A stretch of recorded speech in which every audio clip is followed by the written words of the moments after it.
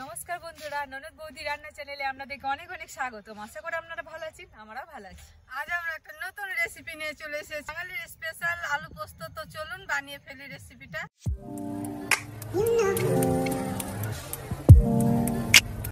আজকে রেসিপির উপকরণ 25 গ্রাম পোস্তের জন্য 1 কিলো আলু নিয়েছি, কাঁচা লঙ্কা, পাঁচফোড়ন, লবণ, তেল, দুটো বড় সাইজের পেঁয়াজ, দুটো টমেটো, তেজপাতা, শুকনো লঙ্কা। আলুটা আপনারা আপনাদের পরিমাণ মতো করে নেবেন। আলু পোস্ত বানানোর জন্য আলু কাটার পদ্ধতি, আমি আলুটাকে ছিনে নিলাম।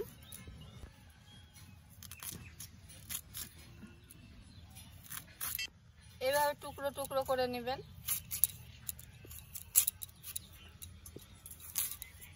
দেখুন আলুগুলোকে আমি এইভাবে টুকরো করে নিলাম। এইভাবে আপনারা সব আলুগুলোকে কেটে নেবেন।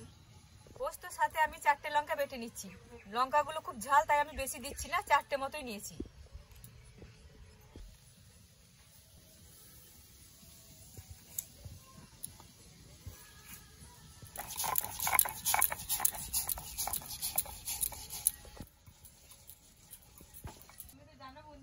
বাঙালিরা তো সবাই পোস্ত পছন্দ করে, কিন্তু বীরভূমে সবারই ঘরে ঘরে পোস্ত। হ্যাঁ, প্রত্যেকটা পরিবারের পোস্ত লাগবে।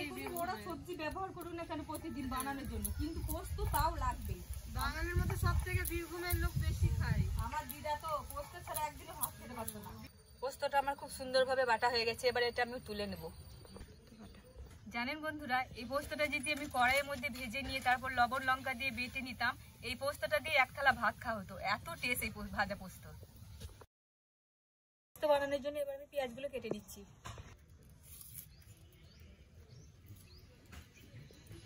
এবার আমি কড়াইতে তেল দিলাম। তেলের উপরে দিলাম তেজপাতা, শুকনো লঙ্কা, তারপরে দিলাম পাঁচফোড়ন। আমি নেড়ে নিচ্ছি। লঙ্কাগুলো লাল হয়ে গেলেই আমি আলুটা ছেড়ে দেব। লঙ্কাগুলো লাল হয়ে গেছে, এবার আমি আলুগুলো ছেড়ে দিচ্ছি।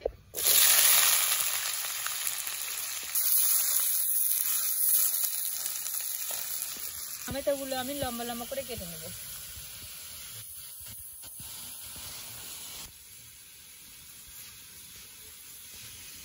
আলুগুলো লাল করে আমি ভেজে নিচ্ছি।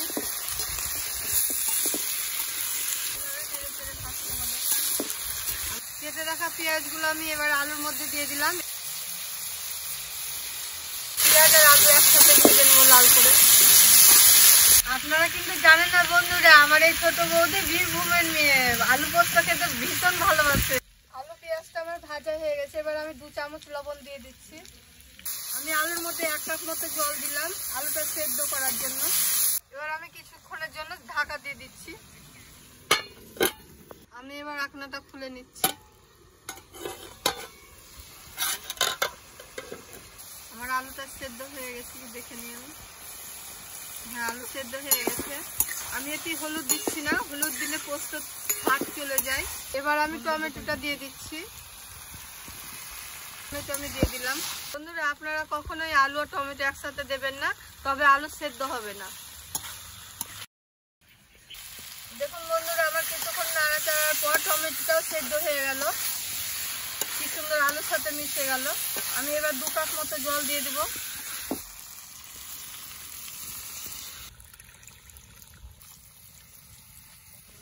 আলু আর টমেটোটা আমি একসাথে কিছুক্ষণ ফুটিয়ে নেব, তার জন্য আমি ঢেকে দিচ্ছি।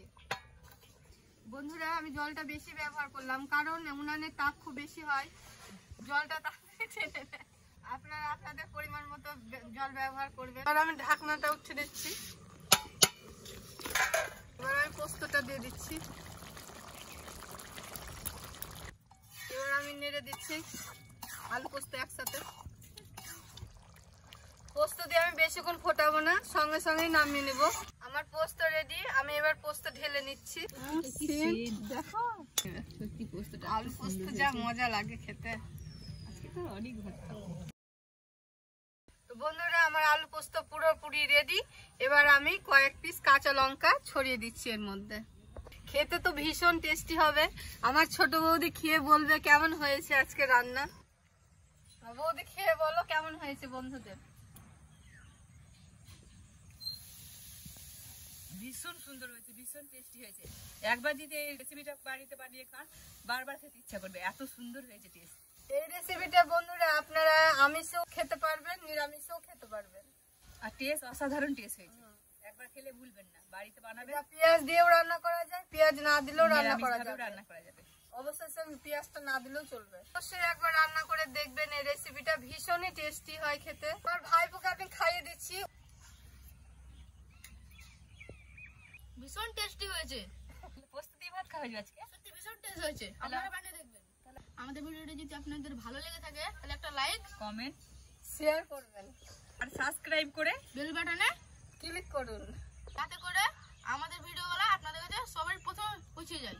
আবার আসবো পরের ভিডিওতে। আপনারা ভালো থাকুন, সুস্থ থাকুন।